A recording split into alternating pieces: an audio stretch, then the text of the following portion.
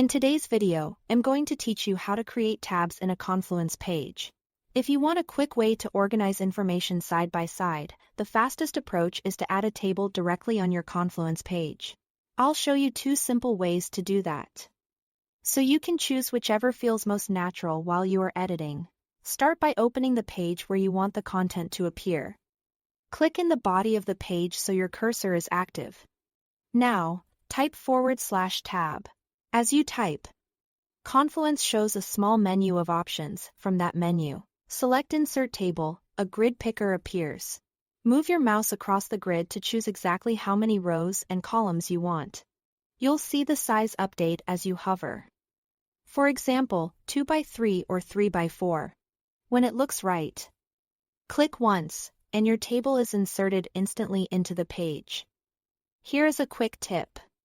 You don't have to get the size perfect the first time.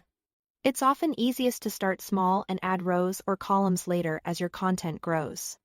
You can press the Tab key to move across cells while typing, and press Enter to create new lines inside a cell. Here is also a second way to insert a table using the toolbar, with your page open. Look at the top editing toolbar and find the table icon.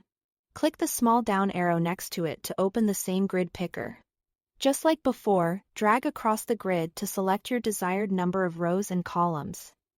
Then click to insert the table into your page. Once your table is in place, you can format text, add links, or drop in images right inside the cells.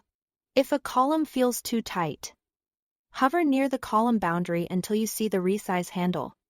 Then drag to widen or narrow it. If you make a mistake, use Undo to step back quickly. And when you are done, remember that Confluence saves and publishes your changes when you update or publish the page. So give it a quick review before you finish.